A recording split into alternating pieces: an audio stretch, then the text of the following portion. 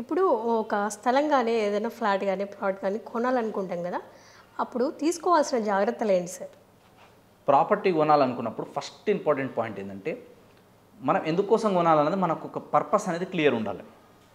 ఇది చాలామంది క్లియర్ ఉండదు. డబ్బులు ఉంటే కానీ వాళ్ళకు కూడా కన్ఫ్యూజన్ ఉంటుంది. అపార్ట్మెంట్లో ఫ్లాట్ కొనాలా, విల్లా కొనాలా, లేదా ఓపెన్ ల్యాండ్ కొనాలా, ఇలాంటివన్నీ కన్ఫ్యూజన్స్ ఉంటాయి. సో మీరు ఏది కొన్నా సరే ఫస్ట్ ఒక క్లారిటీ తెచ్చుకోండి. అంటే ప్యూర్లీ ఇన్వెస్ట్మెంట్ అనుకుంటున్నారా, ఇల్లు కట్టుకొని ఉండాలి అనుకుంటున్నారా, లేదా ఇల్లు కట్టి రెంట్కి ఇద్దాం అనుకుంటున్నారా, లేదా ఈ మనీ గ్రో అవ్వడానికి ఏదైనా ఇన్వెస్ట్మెంట్ చేద్దాం అనుకుంటున్నారా, ఫార్మింగ్ కోసం చేద్దాం అనుకుంటున్నారా, ఇలా మీ పర్పస్ ఏముందన్నది ఒక క్లారిటీ తెచ్చుకోండి. ఫస్ట్ పర్పస్ ముందే మనం డిసైడ్ అవ్వాలి. మీకు తెలియదు అన్నప్పుడు మీ దగ్గర డబ్బులు ఉంటే ఒక రియల్ ఎస్టేట్ కన్సల్టెంట్ని, ఒక రియల్ ఎస్టేట్ ఎక్స్పర్ట్ని కలవడం చాలా ఇంపార్టెంట్. తర్వాత నెక్స్ట్ ఏం చేయాలంటే మనము ఆ సైట్ విజిట్ చేయాలి. ఎలాంటి జాగ్రత్తలు తీసుకోవాలంటే ముందు సైట్ విజిట్ చేయాలి. సైట్ విజిట్ చేస్తే ఏమవుతుందంటే సైట్ ఎట్లుందో మీకు తెలుస్తుంది. ఆ ల్యాండ్ అప్ అండ్ డౌన్ ఉందా, హైట్లో ఉందా, డౌన్లో ఉందా, నీళ్ళు వస్తే ఏమైనా ఇంకుతాయా, చుట్టుపక్కల ఏమైనా చెరువులు, కుంటాలు, నాలాలు, ఈ హైడ్రా లాంటి ఎఫెక్ట్ ఏమైనా అవుతుందా ఫ్యూచర్లో అన్నది తెలుసుకోవాలి. సెకండ్ ఏంటంటే పెద్ద పెద్ద పవర్ స్టేషన్స్ ఏమైనా సరౌండింగ్లో ఉన్నాయా అన్నది చూసుకోవాలి. పెద్ద పెద్ద హై టెన్షన్ వైర్స్ ఏమైనా ఉన్నాయా అన్నది చూసుకోవాలి. దీని తర్వాత నెక్స్ట్ వచ్చేసిందంటే కాలువలు, నాలాలు ఏమైనా ఉన్నాయా లేదా చూసుకోవాలి. తర్వాత వచ్చేసిందంటే అక్కడ గ్రౌండ్ వాటర్ ఏ విధంగా వస్తుందన్నది చూసుకోవాలి. గ్రౌండ్ ఎట్లుందన్నది కూడా చూసుకోవాలి. అంటే ఎర్ర రేగడి, నల్ల రేగడి అంటారు, ఐడియా ఉంది కదా, ఎర్ర భూమి, నల్ల భూమి, అది ఏది ఉందన్నది చూసుకోవాలి. దీని తర్వాత సాయిల్కి స్ట్రెంగ్త్ ఎట్లుందన్నది తెలుసుకోవాలి. అంటే అంత లోపల మనం దిగి మనం అన్ని తొవ్వి చేయాల్సిన పని లేదు, కానీ ఒక ఏరియా చూస్తే ఒక అంచనా వస్తుంది. ఇది న్యాచురల్గా వచ్చిందా, దీంట్లో ఆర్టిఫిషియల్గా మీదికి మొత్తం మూరం పోసి సెట్ చేసిరా అన్నది తెలుస్తుంది. అది చెక్ చేసుకోవాలి. ఆ తర్వాత మనం ఏం చేయాలంటే డెవలపర్ ఆర్ బిల్డర్ గురించి తెలుసుకోవాలి. మనం ల్యాండ్ కొంటున్నాం, వీళ్ళ గురించి మనకేం అవసరం అనుకోవద్దు. నేను చాలాసార్లు చెప్పిన, కొనేటప్పుడు కాదు మీరు ఆలోచించాల్సింది వాళ్ళు మంచోళ్ళ కాదా, ఇది మంచి బ్రాండా కాదా అని. సేల్ చేసేటప్పుడు ఎలాంటి ఇబ్బందులు వస్తాయో ముందే తెలుసుకోవాలి. అంటే బ్రాండ్ రెప్యుటేషన్ మ్యాటర్స్. ఎందుకు పలానా ఒక మంచి బ్రాండ్, మంచి రెప్యుటేషన్ ఉన్న కంపెనీ దగ్గర మీరు తీసుకుంటే ఏమవుతుంది, రేపు రీసేల్ చేసేటప్పుడు లీగల్ వెరిఫికేషన్ ఇవి ఏమి ఉండవు.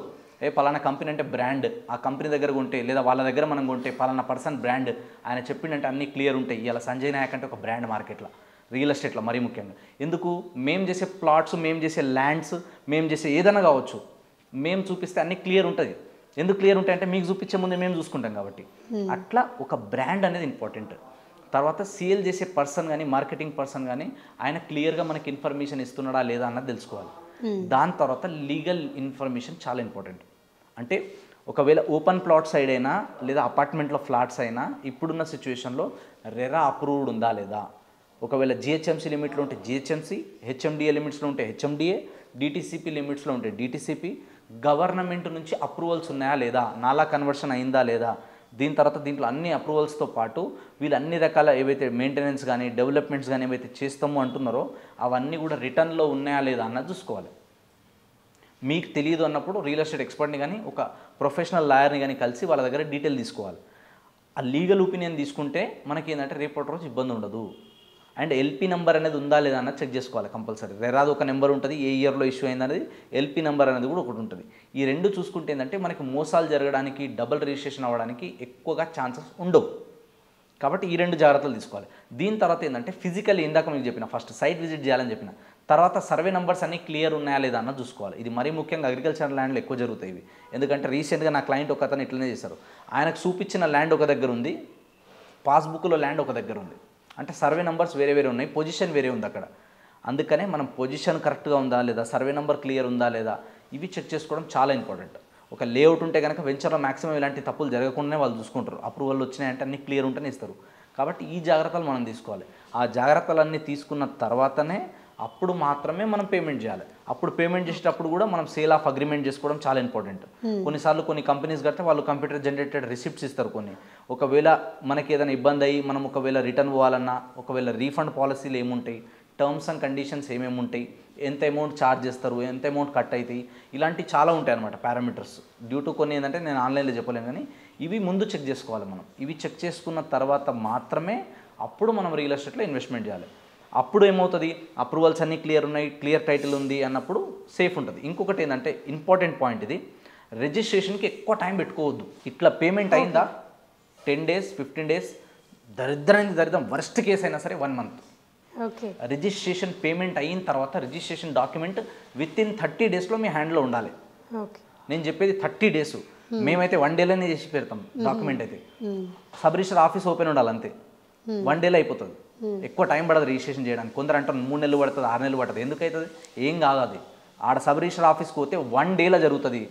మేమైతే హాఫ్ డేలో చెప్పించి పంపిస్తాం, 2 అవర్స్లో రిజిస్ట్రేషన్ చేసి పంపిస్తాం బయట. అవుతుంది. ఎందుకు అవుతుంది అంటే ఆడ వర్క్ నడుస్తుంది, మనం పోము ఆడ చాలా వరకు. సో రిజిస్ట్రేషన్ అనేది తొందరగా అయిపోవాలి. కొన్నిసార్లు ఏంటంటే ఒక కంపెనీ ఎండి కానీ, ఏజీపీఏ హోల్డర్ కానీ, లేదా అక్కడ సబ్ రిజిస్టర్ ఆఫీస్ అవైలబుల్ లేకపోవడం కానీ, లేదా అక్కడ ఎవరైతే సబ్ రిజిస్టర్ వాళ్ళు ఉన్నారో అక్కడ అడ్మిన్ డిపార్ట్మెంట్లో ఎవరైనా ఇంపార్టెంట్ పీపుల్ లేకపోవడము, గవర్నమెంట్ హాలిడేస్ ఉండడము, ఏదన్నా వేరే రీజన్ వల్ల బంద్ అయి ఉండడము, ఇలాంటి టైంలో కొన్నిసార్లు డిలే అవుతుంది. కొన్నిసార్లు ఏంటంటే ల్యాండ్ లార్డ్కి డబ్బులు ఇచ్చే విషయంలో ఆయన అవైలబుల్ లేకనో, ఈయన అవైలబుల్ లేకనో, ఏదో ఒక చిన్న ఇష్యూ వల్ల కొన్నిసార్లు రిజిస్ట్రేషన్ డిలే అవుతుంది. అందుకే మీకు ఎంత టైం చెప్పినా మ్యాక్స్ 1 మంత్. సో 1 మంత్ లోపల రిజిస్ట్రేషన్ అయిపోవాలి. 3 నెలలు పడుతుంది, 6 నెలలు పడుతుంది. కొందరు ఏంటంటే ప్రీ లాంచ్లలో ఉంటారు. సో ప్రీ లాంచ్లలో కొనేటప్పుడు మీకు వేరే ఆప్షన్ ఉండదు, 6 నెలలు పడుతుంది. ఓకే, 6 నెలలు, 1 ఇయర్ కూడా పడుతుంది. ఎందుకు? కొన్నిసార్లు కొందరు మార్టిగేజ్లో ఉంటారు. మార్టిగేజ్ ప్లాట్ అఫీషియల్గా అమ్మడానికి ఉండదు ఎప్పటి వరకు? మొత్తం చెప్పిన డెవలప్మెంట్స్ కంప్లీట్ అయ్యేంత వరకు. కానీ మార్టిగేజ్ ప్లాట్స్ అనేది ఎందుకు ఉంటాయంటే, ఇప్పుడు ఫర్ ఎగ్జాంపుల్ ఒక 200 ప్లాట్స్ ఉన్నాయనుకోండి, 150 ప్లాట్లు మీరు అమ్ముకోండి, 50 ప్లాట్లు మేము పెట్టుకుంటాం. గవర్నమెంట్ చెప్తుంది ఇది అమ్మడానికి మీకు పర్మిషన్ లేదు. ఇప్పటివరకు ఈ 150 ప్లాట్లు అమ్ముకో, చెప్పిన డెవలప్మెంట్స్ అన్నీ 2 ఇయర్స్ 3 ఇయర్స్ టైం పెడుతుంది. ఆ 2 to 3 ఇయర్స్ టైంలో మీరు చెప్పిన డెవలప్మెంట్స్ అన్నీ చేయండి. అప్పుడు మాత్రమే మిగతా 50 ప్లాట్లు అమ్ముకోవడానికి నేను అప్రూవల్ ఇస్తా, పర్మిషన్ ఇస్తా. ఇన్ కేస్ 150 నువ్వు అమ్ముకొని పారిపోయినావు, డెవలప్మెంట్ చేయలే, అప్పుడు కస్టమర్ ఎవరిని పట్టుకోవాలి?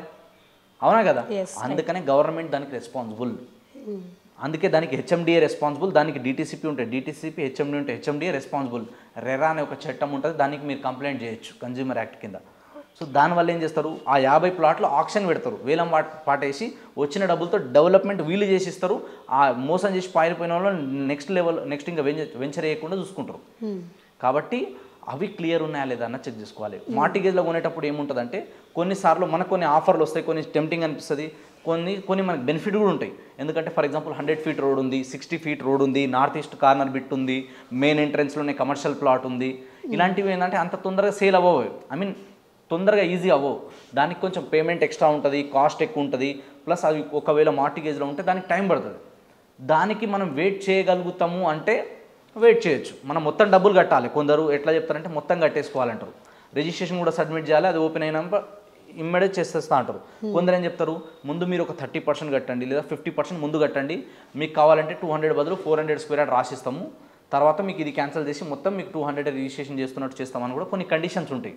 కొన్ని ఆన్ ద కెమెరా అన్నీ చెప్పలేను నేను. సో అట్లా వాళ్ళ టర్మ్స్ అండ్ కండిషన్ ప్రకారం మీకు చెప్తారు, అట్లా మీరు కట్టుకోవచ్చు.